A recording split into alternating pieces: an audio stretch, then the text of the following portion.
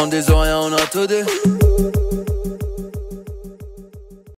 Yes, Massif, encore une fois, c'est Specta aka FBB pour Parole Inutile. On parle pour ne rien dire, mais en disant rien, on a tout dit. Donc on commence comme d'habitude avec la playlist inutile que j'ai mise à jour. Là, j'ai rajouté le featuring Mr. Perry feat Mali. Donc c'est un featuring que les aficionados de rap martiniquais surtout attendaient, je suppose, depuis assez longtemps. Donc là, ça c'est fait. Donc je pense que vous serez contents. Moi, le directeur artistique en moi aurait opté pour un son peut-être plus monumental, tu vois, c'est-à-dire que c'est sympa de voir ce featuring là. Ils ont de bons lyrics, le son coule bien, mais pour un entre guillemets événement comme ça, pour ceux qui l'attendaient, j'aurais peut-être fait un truc plus big, plus, tu vois, mais le son il est cool, donc allez l'écouter. Et deuxième son, alors d'habitude je parle surtout des sons locaux, mais là il y a Joyner Lucas, un rappeur américain qui a sorti un son qui s'appelle I'm Not Racist. Et franchement, le clip, le concept, tout est lourd.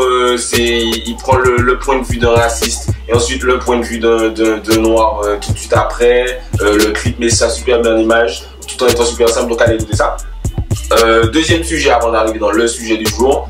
Kalash qui est disque d'or avec son album Mwakamoun. Donc c'est très drôle parce que j'avais pris dans les commentaires, parce que j'interagis beaucoup avec vous dans les commentaires, donc n'hésitez pas à commenter.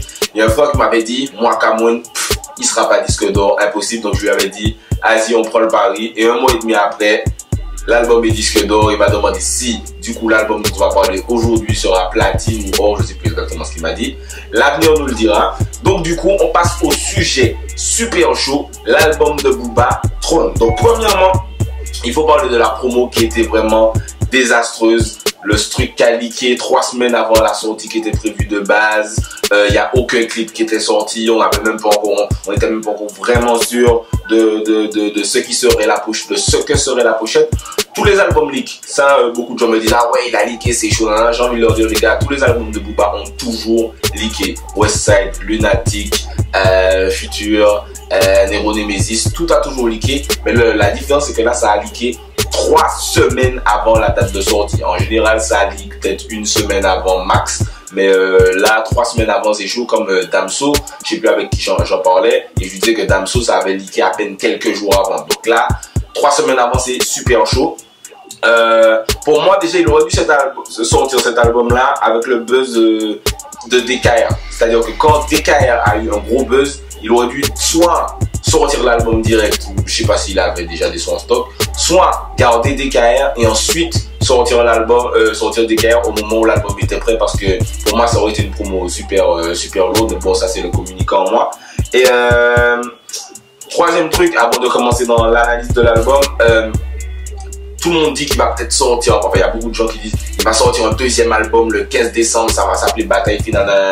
Sûr et certain, c'est pas du tout prévu. Sûr et certain, c'est pas du tout prévu d'avoir un deuxième album. Mais s'il est malin, il devrait faire un truc, parce que beaucoup de gens attendent du coup cet album-là. Peut-être qu'il ne l'a pas, mais peut-être qu'il y a des sons en stock. Donc il devrait sortir un album le 15 quand même. Essayer de faire un truc super vite. Il le sort qu'en digital. Beaucoup de gens pensaient que Kendrick allait faire ça avec son album Damn. Mais finalement, ça c'est pas fait. Par contre, on oublie souvent l'exemple de Future, le rappeur américain, qui a sorti Future, donc son album éponyme, et qui a sorti Hendrix une semaine après, et les deux ont été number one du top album. Donc je pense que c'est un chemin que Booba devrait utiliser. Ça fait un très gros buzz. Donc j'ai fait un pronostic pour savoir si du coup Trône serait combien ça aurait vendu. Donc au moment où la vidéo va sortir, on n'aura pas encore les chiffres, puisque je pense que ça sortira un mercredi et que les chiffres sont le vendredi. Et moi je pense qu'il va perdre 50 000 de justesse, mais après je me dis que si DKR est inclus dans le stream et que DKR a fait Diamant, je crois qu'il faut retirer la moitié des streams de DKR pour les rajouter à l'album. Enfin, en tout cas, je pense qu'il va faire disque d'or. Il y a beaucoup de gens qui disent qu'il va faire plus de 60 000. On verra. N'hésitez pas à laisser vos pronostics aussi.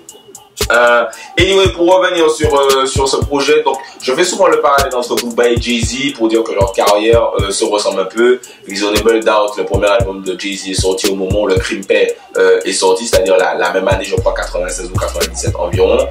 Les deux, ils ont dominé le game pendant des années. Les deux ont un rival, on va dire historique, Nas d'un côté, Rof de l'autre côté. Les deux sont dans des business à peu près similaires, alcool, marque de vêtements, comme vous pouvez le voir, média avec Jay-Z qui a sa plateforme de streaming et Booba qui a OKLM. Donc voilà, l'un me rappelle énormément l'autre. Mais là où il y a la grosse différence, c'est depuis quelques années, là où Jay-Z accepte vraiment, entre guillemets, d'être vieux. C'est-à-dire qu'il dit, ok, moi je suis plus âgé, maintenant je fais du rap introspectif de grandes personnes, etc. Et au Booba, plus il grandit, plus il fait des sons violents, ignorants, racailleux, etc., etc. Donc c'est la grosse différence qui se confirme donc avec cet album. Donc let's go pour l'album. On va décortiquer ça. Premier son, Centurion. Intro, niquage de mer. Faut savoir que Booba, avec ses intros, en général, il fait du très lourd. Que ce soit Temps mort, que ce soit Talak, Mauvais garçon, DUC, je citerai même Easy Money. Il a un très bon track records d'intro. Celle-là est lourde, l'instru est lourde. Le flow, et il y a des gens qui aiment pas son flow un peu racailleux des fois. Il la mélange un peu avec l'autotune. Moi j'aime bien l'intro. Après c'est pas l'une de ses meilleures intros. Ça claque un peu moins au niveau textuel, mais niveau ambiance, l'intro est sympathique. Donc ça c'est pour l'intro. Ensuite on arrive à Friday. Alors Friday direct lourd. Friday c'est une sorte de 9.2 Yveron 3.0. Pourquoi j'ai dit 3.0? Parce que Elephant c'était déjà 9.2 Yveron 2.0. L'ambiance est super lourde, c'est un bon son pour conduire la nuit. J'ai fait le test et j'aime bien les sons avec cette ambiance un peu. Il y a de bons lyrics, route pavée de pétales, fleur du mal n'a jamais fané. J'aime beaucoup cette référence. Vous savez que ma mixtape s'appelait, vous savez peut-être pas, mais j'ai une mixtape qui s'appelait L'île aux fleurs du mal par rapport à la Martinique. Donc j'aime bien cette référence. Quand la roue tourne et que je t'encule, j'appelle ça Karma Sutra, vous voyez ce là. J'ai bien aimé ces lyrics là. Et la justice à 2 vitesses, ma Lamborghini en A6. Quand j'étais minot, beaucoup de négros, corps au cou. Vénus de Milo, anus de Chilo, cheveux tout. Ce que j'aime bien avec les textes de Booba, c'est que c'est poétique tout en étant vulgaire, tout en étant violent, tout en étant drôle. C'est ce que j'aime beaucoup. C'est ce que Karis réussit à faire parfois, mais de moins en moins ces temps-ci. Et que Booba, malgré le temps, il continue toujours à réussir à faire la plupart du temps. Ceux qui n'aiment pas le vocodeur, passez votre chemin parce que c'est full vocodeur. Je comprends pas comment après DKR, 9.2 Yveron, Scarface, Caramel et j'en passe d'autres trucs. Il y a encore des gens qui arrivent en mode putain, Booba il a mis du vocodeur, comme s'ils savent pas, tu vois, c'est un truc de ouf. Bref. Ensuite, on arrive à Drapeau Noir. Il n'y a rien de spécial à dire sur ce son. C'est un bon son. Il a kické normalou. Qu'est-ce que je reconnais comme lyrics? Un noir pendu dans ma rétine, du sang d'esclave sur ma tétine. J'aime bien ces petites références par rapport à l'histoire tragique des Noirs. En général, il le fait bien. Je suis un macaque selon Darwin, j'ai une grosse bite selon Marine. Si je suis un fils de pute, il n'y a pas mort d'homme. Voilà, tu vois, c'est pas le haut niveau de punchline de Booba, mais tu vois, c'est des phrases bien pensées, on va dire. Ensuite, on passe à Tron. C'est le premier son un peu, je sais pas si c'est afro, reggaeton, je sais pas exactement comment on peut décrire ça. Comme on dit maintenant dans le rap, pour la première Zumba. Ambiance un peu nostalgique, mélancolique. Ça m'a moins parlé que par exemple DKR ou d'autres sons du style. J'ai bien aimé le lyrics en 2009, il critiquait mais en tout saigné l'autotune. Ça montre qu'il est un peu conscient de ce qui s'est passé sur l'album 09. Ouais, je sais pas pourquoi c'est le son éponyme de l'album. Par contre, je pense que tout le monde en cliquant sur Tron s'attendait à un gros kickage de mer, etc. C'est pas du tout ça. Peut-être que c'est une tentative de single. On verra comment ça parle au public. Là, c'est un son qui m'a un peu moins parlé par rapport à ces autres sons Zumba. Bouillon, alors Dieu merci, ce n'est pas un son de Bouillon déjà. Je trouve que c'est le meilleur couplet de Gâteau que j'ai entendu depuis que je le connais. Celui de Mauvais Langue était bien, celui de Pinocchio était bien, mais celui-là j'ai l'impression qu'il a bien maîtrisé son flow dessus, son flow est un peu original. Donc voilà, bon son, bonne ambiance. C'est pas un son oufissime non plus, pour conduire la nuit c'est sympa, c'est pas mal. Magnifique, celui-là m'a pas pété non plus, mais a toujours une bonne vibe. Tu vois, ce son là c'est Friday et comme Bouillon, tu vois, c'est des sons sympas pour conduire la nuit, mais c'est pas comme un banger comme on pourrait attendre de B2O. Moi franchement, la plupart du temps j'écoute les albums de Booba, c'est soit pour avoir des gros sons bangers, soit pour avoir vraiment des lyrics vraiment recherchés ou très efficaces en tout cas. Donc Magnifique, celui-là m'a un peu moins pété. Ça va aller. Ça c'est le sale Booba et Niska. Donc enfin fait un featuring à la hauteur de ce qu'on pouvait attendre d'eux. j'avais fait la chronique de Niska, je l'avais jamais sorti. Son album Commando. Et le feat m'avait un peu déçu. Mais là, franchement, c'est du sale. Le refrain est sale. Le truc de la prod de, je crois, c'est Sidiki Diabaté est sale. Le flow de Booba est sale. Le couplet de Niska n'a aucun sens. Aucun. Pas du tout. Mais ça fonctionne. Moi, je pense qu'il faut qu'il clippe ça maintenant. Je sais pas ce qu'il attend. J'espère qu'il a déjà clippé ça. Franchement, pour moi, c'est un single. Sans même réfléchir, c'est direct un single. Alors, je sais pas pourquoi Niska a fini son couplet par Ariana Grande. Ariana Grande, si quelqu'un peut m'expliquer. Je ne comprends pas pourquoi il a fait ça. Ensuite, on arrive à Nouga. Welcome to the Salle. Ce son, quand il est sorti, je sais pas pourquoi il l'a pas clippé parce que la prod est dark. Il a kické ça comme jamais. Tu sais, vous savez comment on reconnaît un gros couplet? Les connaisseurs de rap, si quand on l'écoute, on fait cette tête-là. C'est comme si on avait un truc dégueulasse et qu'on casse le cou. Pendant tout Nouga, j'étais comme ça. Pendant les couplets de Dame, le couplet de Dame, je vais y arriver aussi. Sur un prochain son, j'étais comme ça. Et là, pendant tout Nouga, j'étais comme ça. Je comprends comment à son âge, parce que Booba, il a 41 ans quand même, il réussit à te sortir du sale toujours, mais dans l'air du temps. C'est-à-dire qu'il y a des rappeurs qui te sortent du sale. Par exemple, Nas va te sortir du sale, mais ce sera à la Nas. Tu vois, ce sera New York, les années 90, tu vois. Mais Booba, là, il te sort un truc et c'est un truc que Damso aurait pu te sortir, que Niska aurait pu te sortir. Et Nouga, voilà, franchement, c'est sale. Le runga sur le refrain, il fallait y penser. Frère, le flow. Non, et méchant, là, gentil. Tu vois, il est dans l'air du temps, c'est sale. Franchement, j'ai beaucoup aimé Nouga, simple, mais super lourd. Comme Damso expliquait dans une interview à lui, il te place des trucs, c'est pas forcément des punchlines incroyables en mode comment il a pensé à ça, mais sa façon de l'amener. Damso prenait l'exemple de Vroom Vroom, je fais des gros warriors dans le feat Tamadré. Il y a beaucoup de gens qui disent ah ouais mais Booba vous faites comme s'il est super fort lyricalement alors qu'en fait nanana. Mais c'est non seulement il réfléchit aux bons lyrics, il pense aux bons lyrics, mais il a la façon de l'amener, la façon de le dire aussi, ce qui est super important dans le rap. Donc on ensuite arrive à Terrain. Donc l'enchaînement, ça va aller Nouga. Terrain, c'est l'enchaînement le plus sale de l'album. Ce trio là, c'est la sainte trinité de l'album. Sale, pokikage, ignorant, mongol, comme on aime de la part de Booba. Quand il a dit coup de coude dans ta mère, sur Chiquita, je l'ai ressenti à un niveau spirituel, tu vois, c'est vraiment, parce que j'aime beaucoup les lyrics quand les rappeurs font ça, ils prennent un événement, un fait réel on a vu qu'ils ont fait ça, et le mettent dans un de leurs lyrics de façon, pour le tourner en dérision. Là, on a tous vu la vidéo de Booba qui se battait en boîte sur Chiquita, on le voit donner des coups de coude, on se dit putain tu donnes des coups de coude, tu es aussi Chiquita, c'est une super grosse dichotomie, dédicace à Ouija. Donc voilà, j'ai beaucoup aimé ce son-là. On arrive ensuite à La Folie. Donc c'est son son de non-amour, de je t'aime moi non plus, l'anti-Scarface. Musicalement ça fonctionne bien, c'est amusant. Je vais lui casser le dos. Dulciné veut aller au ciné, je vais lui casser le dos, il ira juste chez le kiné. J'ai bien aimé. Ce qui m'a fait rire, c'est quand il dit malgré ça, je les respecte toutes, même si tu le sais si t'as croisé ma route. Tu sens que c'est le mec, il veut pas avoir de problème avec les afro-femmes. Il s'est dit, vous allez clairement pas me faire comme Caris dans l'émission sur M6 là. Je vous respecte, les gars. Je vous défouraille, je ne vous rappelle pas, mais je vous respecte. Tu vois, c'est très drôle. Et j'ai bien aimé l'intro quand il dit, c'est un gros problème. C'est très drôle aussi. Donc voilà, le son fonctionne bien. C'est un peu le validé de l'album, moins efficace que validé, faut pas se mentir. Petite Zumba sympa. Ensuite on arrive à 113. Booba, Damso a terminé Booba.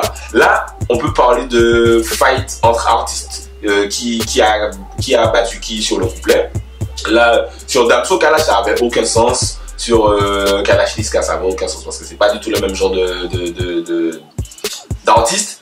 Mais là Booba Damso, pour moi Booba et tu peux faire une comparaison entre leurs couplets. Là, Booba, t'as l'impression qu'il a même pas essayé de faire un meilleur couplet que Damso. Damso, frère, sur tout son couplet, j'étais, ouais. Tu dis qu'elle est, moi je dis qu'elle est mineure, aïe. Il a plié ça, le flow à la fin quand il finit par Dems. J'ai écouté ça, j'étais avec des potos. Tout le monde est dans là.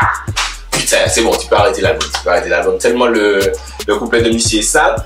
Je sais pas pourquoi il n'y a pas un deuxième couplet de Booba. Quand le leak est sorti, j'ai entendu ça, j'ai dit, mais non, le son il est pas complet. Booba, il va revenir avec un couplet, c'est impossible, il veut pas arrêter sur ça. Et il a arrêté sur ça. Donc le son, Au-delà de ça, le son il est très lourd mais incomplet. C'est-à-dire que j'aurais rajouté un couplet de Booba, j'aurais rallongé le son il dure pas longtemps. Donc tu vois Booba Damso, après le gros succès de Damso, après qu'on l'ait découvert d'ailleurs sur l'album précédent de Booba, laissait attendre un featuring monumental des deux. Là ça passe un peu vite et je pense qu'on va peut-être aussi l'oublier assez vite ce son. Ensuite on arrive à Ride In. C'est la version moins noire de Friday. Il l'avait déjà teasé sur IG. Bon son pour Ride aussi. Les lyrics sont sympas. C'est le son préféré de pas mal de gens. J'ai vu pas mal de gens le tweeter dire ah ouais Ride In. Nanana. Il est sympa. J'ai bien aimé la vibe. Après ça m'a pas surpété tant que ça pour un son de Booba. Mais il est sympa. Et ensuite on arrive à Petite Fille. Donc c'est la petite outro mélancolique. Piano, voix un peu. Alors autant j'avais adoré Comme une étoile, celui-là m'a un peu moins parlé. Après quand les rappeurs font des sons pour leurs enfants, ça me pète souvent beaucoup moins, peut-être parce que j'ai pas d'enfants moi-même. Donc même quand Jay-Z, je reprends Jay-Z comme référence. Quand il a fait un son pour Blue Ivy, j'étais en mode j'ai pas besoin d'entendre ça, etc. Ils peuvent le faire, mais il faut qu'ils le fassent bien. Du coup, le son il est sympa, mais ça m'a un peu moins pété que Comme une étoile ou d'autres sons. Il y a de bonnes phases. C'est pas vraiment un son sur sa fille, mais voilà, la outro m'a un peu moins pété, surtout que ça finit l'album un peu brusquement. Sinon, il y a DKR et Éléphant, deux sont très très lourds. DKR pour moi c'est le plus gros single de l'année dernière. Comme je vous ai dit, j'aurais aimé qu'ils sortent l'album au moment où DKR est sorti. C'est un peu dommage, voilà. Donc en résumé, l'album est sympa, mais comme souvent quand on attend trop d'un projet, d'un son, de film, on est assez déçu parce que ça n'atteint pas le level de nos espérances. Ça nous a fait ça pour, je sais plus quel featuring on attendait. Je crois que c'était le feat Carré parce que tout le monde était en mode c'est nul. Alors que le son, je l'aurais écouté jusqu'à maintenant et en fait le son il est bien, mais on s'attendait à une sorte de truc stratosphérique, machin. J'ai redit machin, attention. Mais le son est sympa. Donc c'est pareil pour l'album de Booba. Donc j'avoue qu'il nous vendait ça comme le super album final qui va tout niquer et machin. Et le pire, c'est qu'il avait de quoi le faire. Quand je pense aux trois sons, ça va aller nougat terrain. Il avait de quoi. S'il avait, tu vois, c'est un peu comme un avion qui commence à décoller. Quand il arrive à ce trio de sons là, il prend la vitesse et au moment de décoller, t'as l'impression qu'il va aller super direct avion, supersonique Boeing 747 et il vole vite, mais c'est pas un truc de ouf non plus. Techniquement, je pense que dans le classement des albums de Booba, il est pas dans le top 5 des albums de Booba et je trouve que c'est dommage parce qu'il nous l'avait vraiment survendu cet album. Donc moi si je devais lui mettre une note, alors je lui aurais donné 13, mais les sons que j'aime beaucoup, je les aime vraiment beaucoup et je vais beaucoup les saigner, donc je lui donnerais 15. Et pourquoi cette note est symbolique? Parce que moi quand j'étais à l'école et que du coup j'étais toujours un peu parmi les premiers de la classe, c'est une époque qui remonte beaucoup. Quand j'avais 15, je me disais putain c'est une bonne note, mais je me serais donné plus à fond, j'aurais eu beaucoup plus que ça. Tu vois, c'est un peu ce qui me déçoit. Et je pense que pour Booba, j'ai un peu cette sensation là. Il aurait pu faire beaucoup, c'est un bon album, mais il aurait pu faire beaucoup mieux et nous l'a beaucoup survendu. Donc nous aussi on s'attendait à beaucoup mieux et c'est un peu les retours que je vois pour l'instant et je suis assez d'accord avec ça. Donc comme on dit en anglais, always undersell and overachieve. C'est-à-dire faites la promo normale ou machin et arrivez avec boum boum, mettez tout le monde KO. Ou bien si vous êtes à la Cristiano Ronaldo, si vous arrivez en mode vraiment végéta, faut être sûr de vraiment pouvoir niquer des mères. Là on a beaucoup attendu, mais par rapport à ce qu'on a eu, je vais signer des sons comme Friday, comme Ça va aller, comme Nougat, mais tu vois c'est pas l'album qui nous avait vendu, je pense. Donc voilà, je dirais 15 sur 20, 13 sur 20 si on n'est pas un aficionados de Booba. N'hésitez pas à me dire ce que vous avez pensé de l'album. Laissez vos commentaires, continuez à vous abonner et si vous êtes abonné, cliquez sur la cloche. Donc là je regarde le retour de la caméra, j'ai l'impression qu'il y a un petit problème de lumière sur la vidéo. J'espère que ce ne sera pas trop dégueulasse au rendu. Sinon vous avez déjà commenté, suivez-moi sur Snapchat, sur Twitter, sur Instagram. C'était Specta pour Parole Inutile. On parle pour ne rien dire et en disant rien, on a tout dit. En disant rien, on a tout dit.